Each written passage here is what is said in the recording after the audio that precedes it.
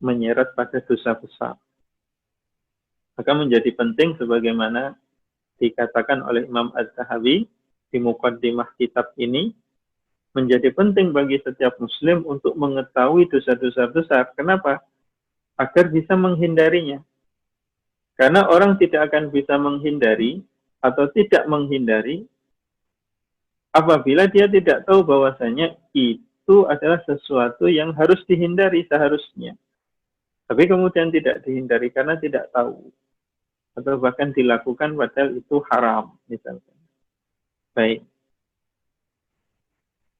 Jadi gambarannya mengerikan begitu. Kullama barudat wa'idat lahu fi yaumin kana miqdaruhu khamsina alfa sanah. Bahkan di sini disebutkan lamanya. Ya. Jika mulai mendingin itu lembaran-lembaran apinya, papan-papan yang terbuat dari api tadi. Jika mulai dingin, tapi di neraka itu tidak pernah dingin. Jadi mulai menyurut atau berkurang dinginnya. Maka diulang kembali. Ya. U'idat lahu. Diulang kembali. Siksaan itu baginya fi yaumin kana miqdaru khamsina alfasana. Pada rentang waktu di mana seharinya atau sesaatnya itu sama dengan 50.000 tahun. Ya. Menurut hitungan kita. Masya Allah. Jadi 50.000 tahun. Hatta yaqdiyallahu bainan nas. Hingga tuntas semua urusan terkait meninggalkan zakat ini. Maka fayura sabiluhu imma ilal jannah wa imma ilan nar. Lalu kemudian setelah itu ditunjukkan jalannya bagi orang yang tadi kena siksa tadi, setelah selesai disiksa, maka ditunjukkan jalannya, apakah masuk surga ataukah masuk neraka. Na'udzubillah min tadi. Ini sekaligus kalau dikaitkan dengan ayat sebelumnya, menunjukkan bahwa orang-orang kafir itu tentu tidak membayar zakat, ya. Sehingga azabnya tidak sekedar azab kekafirannya, tapi termasuk azab tidak melaksanakan kewajiban-kewajiban yang ada. Maka itu sangat berat sekali, ya. Maka sangat merugi sekali bagi orang yang mati dalam keadaan tidak berislam. Jadi begitu. Dan di sini disebutkan kullama baradat u'idat. Setiap kali mulai dingin maka diulang kembali. Ini menunjukkan betapa hukuman di neraka itu tidak ada jedanya. Bahkan tidak ada istirahatnya. Bahkan di sebuah hadis itu disebutkan al-ikhtisaru fis salati rahatu ahlin nari. Kata dalam sebuah hadis, al-ikhtisaru fis salati rahatu ahlin nari. Apa artinya? Meletakkan tangan di pinggang begini. Ini adalah istirahatnya penghuni neraka. Jadi dulu di awal-awal disyariatkannya sholat, itu ada orang-orang yang sholatnya begini. Mungkin karena capek begitu ya. Ikhtisar ini namanya. Al-ikhtisaru fis sholat.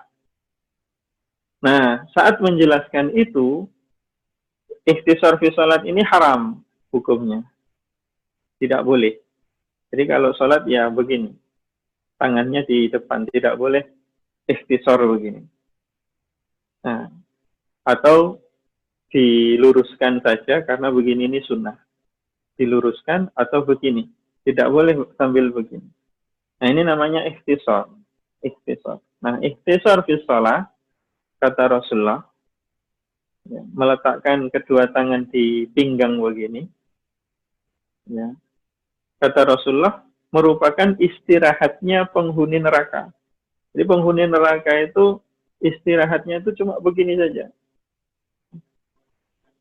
Tidak ada lagi istirahat yang lain, tidak ada hukumannya dihentikan sejenak, tidak ada. Jadi hukumannya berlangsung terus. Ya. Bahkan ketika menafsirkan ayat di dalam surat Ar-Rahman itu, ya, bahwasannya orang-orang yang menjadi penghuni neraka itu melakukan tawaf. Ya, tawaf itu berputar-putar dari disiksa, lalu kemudian ke tempat semacam telaga begitu untuk minum, dan minumannya minuman yang mengerikan. Jadi tidak ada istirahat, berputar begitu terus. Jadi disiksa kemudian minum. Nah, saat beralih dari satu siksa ke siksa berikutnya, itu dia berharap kalau di depan itu ada kondisi yang lebih enak. Tapi yang ditemukan apa? Siksaan yang pedih terus. Jadi dari disiksa, kemudian menuju tempat minum. Jadi ada tempat minumnya nanti. Penghuni neraka itu. Tempat minum, tempat makan. Nah, minum dan makannya ini juga siksaan. Begitu. Jadi bukan bentuk istirahat. Bukan seperti minum dan makannya tukang. Kalau Pak Tukang itu kan kerja keras, minum dan makannya itu istirahat. Atau waktu istirahat, minum dan makan. Tapi di neraka tidak begitu.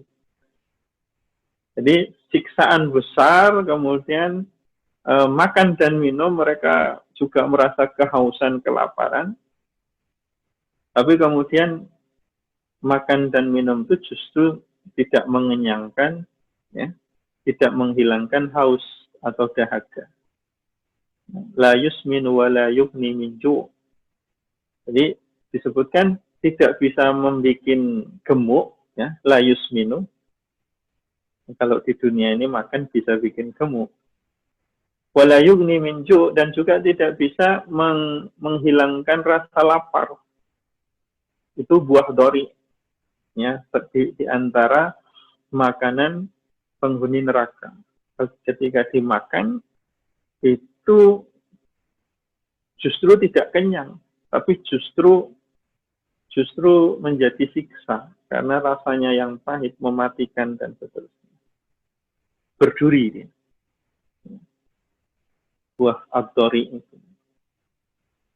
Nah, jadi kondisinya begitu, ya, di neraka, dan di antara siksa-siksa yang lain, ya. Lalu berikutnya, ini masih ada lanjutannya hadisnya.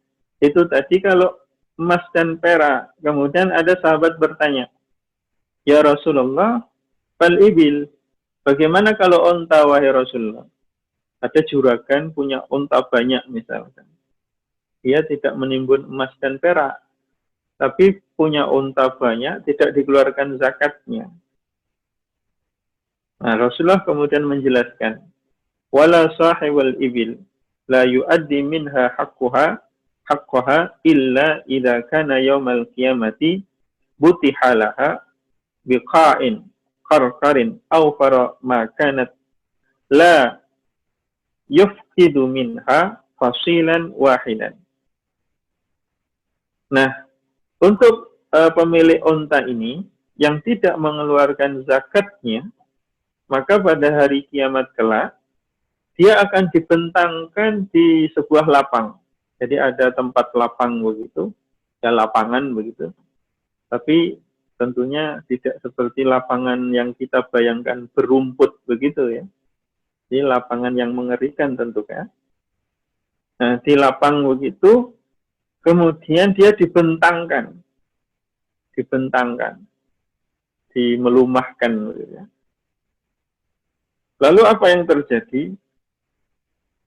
Didatangkan unta-unta yang dia miliki tadi itu dalam bentuk yang lebih besar, ya, lebih kuat, lebih besar. Untuk apa? Tata'uhu, untuk menginjak-injak pemiliknya tadi. Untuk menginjak bi'akhfafiha dengan kuku-kukunya. Kukunya unta itu ya seperti sapi itu ya. Jadi sapi itu kan kakinya berbelah dua. Jadi itu kuku itu. Yang dimaksud kuku di sini maksudnya itu. Bukan kuku seperti tangan kita. Diinjak dengan akhfafnya atau kuku-kukunya itu. Wa ta'adduhu bi'afwahiha. Dan menggigitnya dengan mulut-mulut untanya. Jadi diinjak-injak sekaligus digigit oleh unta-unta yang dimilikinya itu, yang kelak di hari kiamat didatangkan unta-unta itu dalam bentuk atau dalam wujud yang besar, yang kuat. Kullama marra alaihi awwaluha, rudda alaihi akhiruha. Ketika sudah sampai akhir, jadi rupanya untanya ini dibariskan. Dan ini tergantung berapa banyak unta berarti yang dimiliki. Kalau ratusan berarti untanya ratusan. Berbaris begitu. Setiap kali selesai giliran sampai yang unta yang paling akhir, maka diulang kembali unta yang paling depan tadi itu untuk kembali lagi menginjak-injak dia dan menggigit dia. Rudda alaiha akhiruha. Fi yaumin kana miqdaru khamsina alfasana. Pada rentang waktu yang lamanya itu seperti kalau hitungan di dunia sama dengan tadi yaitu 50.000 tahun. 50.000 tahun. Masya Allah. Ini bagi pemilik unta. Lalu kemudian para sahabat bertanya lagi. Nah, setelah itu ditunjukkan apakah ke surga dan neraka sama dengan tadi. Kemudian sahabat bertanya lagi, wahai Rasulullah, fal baqar, bagaimana dengan pemilik sapi? Nah, termasuk pemilik sapi kata Rasulullah. Maka apabila pemilik sapi dan kambing, nah, termasuk di dalamnya juga kambing. Pemilik sapi dan kambing yang tidak menunaikan zakatnya, maka pada hari kiamat kelak akan dibentangkan juga dia di sebuah lapang. Kenapa lapang? Ya karena banyak sapi dan kambingnya itu. Untuk kemudian apa? Untuk dibentangkan dan sama dengan tadi, yaitu, tapi beda kalau unta itu diinjak dan digigit, tapi kalau sapi dan kambing ini diwujudkan dalam bentuk yang lebih besar, lebih kuat, dan tanduknya itu ada, bertanduk. Ya. Karena ada sapi atau kambing itu yang tidak bertanduk. Tapi di hari kiamat kelak, hewan-hewan yang tidak dikeluarkan zakatnya ini didatangkan dalam bentuk yang bertanduk. Untuk apa? Untuk selain menginjak-injak, juga menanduk. Nah, gitu ya. Ditanduk pemilik-pemiliknya tadi yang tidak menunaikan zakatnya. Nah, di sini tantohuhu biquruniha, untuk ditanduk dengan tanduk-tanduknya, wa tata'uhu bi azlafiha, dan menginjak dengan kaki-kakinya, kullama marra alaihi ulaha rudda alaihi ukhraha. Setiap kali selesai giliran yang paling akhir, maka dikembalikan lagi hewan yang pertama yang dia miliki. Berputar begitu terus selama rentang waktu 50.000 tahun. Masya Allah. Hingga kemudian ditunjukkan baginya jalan masuk surga atau masuk neraka. Jadi itu ancaman untuk orang-orang yang tidak menunaikan zakat. Penjelasannya, zakat itu ada macam-macamnya. Ada zakat emas, ada zakat perak, ada zakat mawasi, binatang-binatang ternak, kemudian ada zakat tijarah, ada zakat barang perniagaan, ya. Kemudian ada zakat zuru, zakat tanaman, dan zakat thimar, zakat buah-buahan. Tidak ada zakat profesi. Jadi zakat profesi ini kalau mau dikeluarkan sebagai sedekah begitu saja. Ya kalau mau mengeluarkannya. Nah, zakat-zakat yang mansus ada nas-nasnya secara sharih dalam Al-Quran dan As-Sunnah, itu apa-apa yang saya sebutkan tadi. Ditambah lagi zakat fitrah. Zakat fitrah ini bagian kecil saja di antara zakat-zakat yang ada. Ya, selama ini yang dianggap besar itu zakat fitrah, padahal tidak. Padahal zakat yang besar itu ya zakat emas dan perak, yang termasuk dalam zakat emas dan perak adalah zakat uang, zakat mal, nah begitu ya. Zakat uang atau zakat mal. Nah ini banyak sekali yang seharusnya dikeluarkan oleh kaum muslimin. Dan banyak sekali yang meninggalkan zakat, Masya Allah. Na'udzubillah. Jadi harus tahu nisab daripada zakat-zakat ini, ya,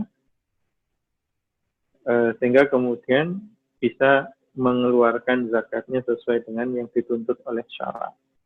Adapun zakat mawashi itu ada syarat-syaratnya nanti. Secara rincinya ada dalam pembahasan fikih. Ya. Zakat mawashi itu zakat binatang ternak. Itu khusus pada kambing, sapi, unta. Termasuk di dalamnya kerbau. Nah, tidak pada yang lain. Tidak pada ayam, tidak pada unggas, tidak pada kuda. Nah, hanya khusus kambing, sapi, dan unta. Dan itu pun ada syarat-syaratnya nanti digembalakan diantaranya. Digembalakan itu artinya ya dibiarkan di padang gembala untuk makan rumput. Itu diantara syaratnya. Nah, bagaimana dengan juragan kambing yang ada sekarang? Juragan kambing yang ada sekarang tetap mengeluarkan zakat karena kebanyakan kambing itu untuk dijual. Karena dia termasuk barang perniagaan. Sehingga wajib untuk dikeluarkan zakatnya sebagai zakat barang dagangan. Kalau zakat barang dagangan, hitungannya beda dengan zakat mawashi. Kalau zakat mawashi itu ada jumlah-jumlah tertentu, misalkan kambing, maka batasnya adalah 40 kambing. 40 ekor kambing, zakatnya 1 ekor kambing. Nah, begitu. Tapi kalau zakat barang perniagaan yang diperjualbelikan, kok kebetulan barangnya itu berupa hewan kambing, nah maka nisabnya adalah mengikuti nisab emas, yaitu 85 gram emas. Nah, lalu kemudian ada zakat zuruk tadi itu zakat tanaman, itu khusus pada gandum dan jelai atau jewawut. Lalu kemudian zakat thimar, buah-buahan, itu khusus pada kurma dan kismis, yaitu anggur yang dijadikan kismis. Untuk selainnya kalau mau dikeluarkan sebagai sedekah, apel misalkan, atau manggis, atau semangka dan lain sebagainya, kalau mau dikeluarkan sebagai sedekah, boleh-boleh saja. Tapi tidak wajib ada zakat menurut pendapat yang benar yang kami ikuti. Ya. Ada memang ulama yang menganggap berlaku untuk semua buah, berlaku untuk semua biji-bijian. Sebenarnya kalau mau mengeluarkan ya silahkan. Nah, itu kalaupun tidak sebagai zakat maka terhitung sebagai sedekah. Ya, tetap berpahala. Baik. Jadi begitu ibu-ibu yang dirahmati oleh Allah. Kok tertulisnya 1 jam saja nggih? Monggo apabila ada pertanyaan barangkali atau ada yang mau disampaikan silahkan terkait topik ini atau mungkin di luar topik.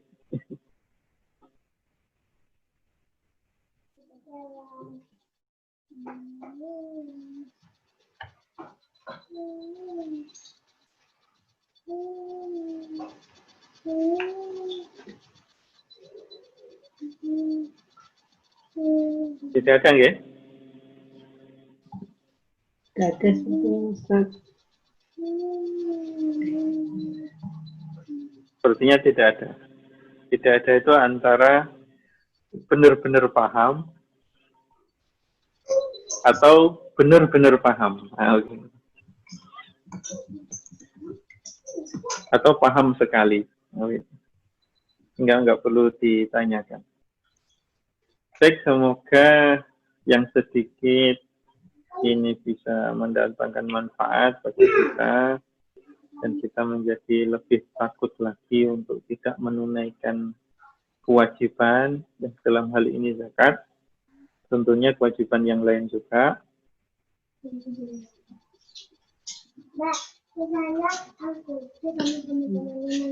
Itu tadi ada pertanyaan, ya?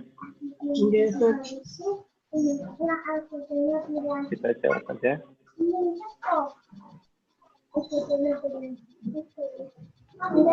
Pertanyaannya, Assalamualaikum, Waalaikumsalam warahmatullahi. Saat kita harus memilih sedekah atau kepentingan keluarga, mana yang harus diutamakan? Baik, jazakillah khairan atas pertanyaannya. Zakat atau sedekah itu ada ketentuan-ketentuan minimalnya. Kapan wajib zakat? Kapan wajib sedekah? Dan atas siapa? Atas siapa kewajiban tersebut ditanggung? Perlu diketahui bahwasannya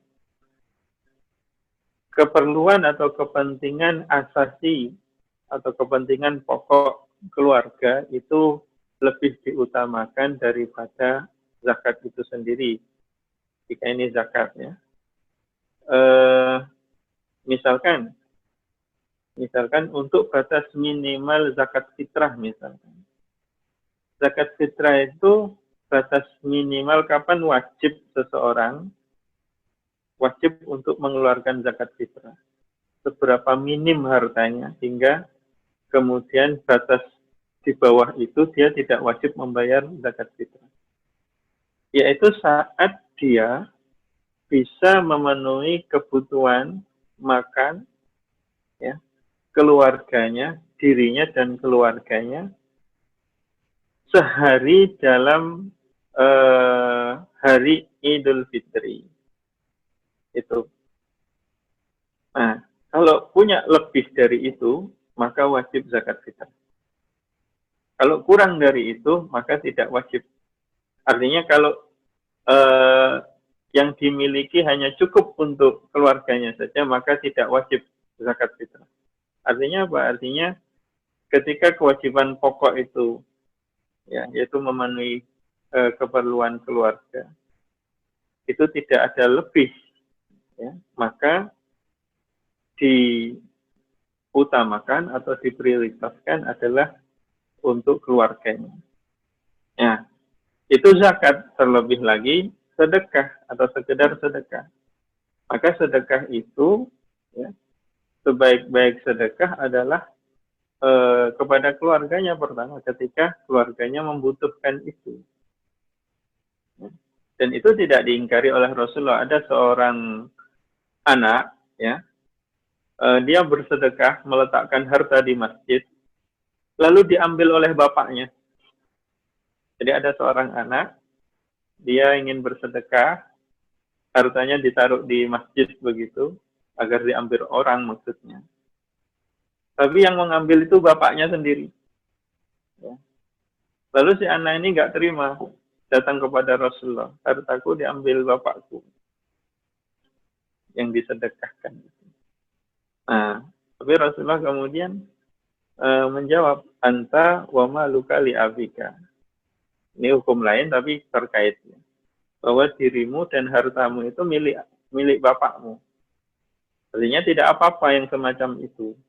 Nah, termasuk juga ketika seorang bapak punya kewajiban menafkahi anak dan istri. Maka mana yang lebih didahulukan? Mengeluarkan sedekah atau kewajiban memberi nafkah istri dan anak-anaknya. Nah, ketika hartanya itu tidak berlebih, artinya hanya cukup untuk kewajiban menafkahi istri dan anak-anaknya, memenuhi kebutuhan pokoknya terutama, yaitu sandang, makan, papan, dan pangan. Jadi 3 kebutuhan asasi dalam syariat Islam yang dimaksud kebutuhan pokok itu. Yaitu selama bisa memenuhi untuk makan, kemudian untuk sandang, untuk papan. Termasuk kalau masih ngontrak, ya untuk menabung untuk ngontrak. Ya. Baru kemudian kalau tabungannya sudah bisa untuk mengontrak di tahun berikutnya, berarti ada berlebih kan begitu. Nah, boleh disedekahkan atau boleh juga tidak disedekahkan, tapi untuk ditabung barangkali untuk bikin rumah begitu. Itu jika faktanya orang yang sedang ngontrak. Nah, tapi kalau orang yang sudah punya rumah, ya berarti perhitungannya antara papan dan pangan dan sandang saja. Dan itu pun kalau sandang sudah tercukupi, sandang itu ukurannya ketika orang itu keluar, dia menutup aurat, itu sudah sandangnya. Kebutuhan minimal untuk sandang. Untuk pangannya, ya dia tidak kelaparan. Ada ukurannya. Di antaranya minimal 2 mud untuk setiap harinya. Nah, begitu. Yang mengatakan begitu. Nah, jadi prioritas adalah keluarga. Wal akrob wal akrob. Dan kemudian yang dekat dan yang dekat. Jadi keluarga. Setelah keluarga, lalu siapa? Kalau punya kerabat miskin-miskin, maka kerabat yang miskin ini lebih diprioritaskan daripada orang lain yang bukan kerabat yang miskin. Nah, begitu. Jadi setelah keluarga, kerabat. Nah, setelah kerabat ini siapa? Jiron, tetangga. Yaitu tetangga-tetangga yang membutuhkan. Nah, begitu seterusnya. Jadi ada prioritas dalam bersedekah.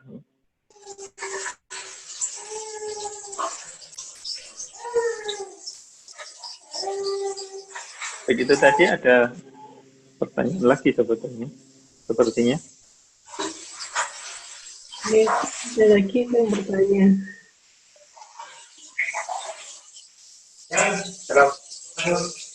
Sekarang tidak ada lembaga yang bertugas menghitungkan zakat.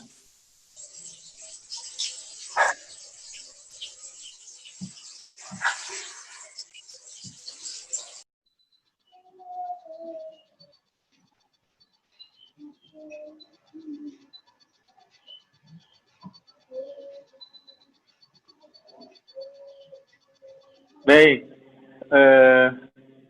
sekarang tidak ada lembaga yang menghitungkan zakat seperti amil zakat atau baitul mal barangkali ya. Maka sebetulnya kewajiban menghitung zakat itu dibebankan kepada kaum muslimin yang berharta. Jadi berharta pun juga punya ilmu halnya. Jadi orang sebelum punya harta itu harus punya ilmu. Saat punya harta itu harus bagaimana harusnya. Ya, maka diantaranya adalah bisa mengetahui nisabnya, lalu kemudian bisa menghitungnya secara umum. Ya. Tapi untuk secara rincian, barangkali dia butuh bantuan ahli, misalkan untuk menaksir, ahli taksir. Ya. Maka dia membutuhkan kharis, ya, kharas di dalam bahasa Arabnya itu. Kharas itu tukang menaksir.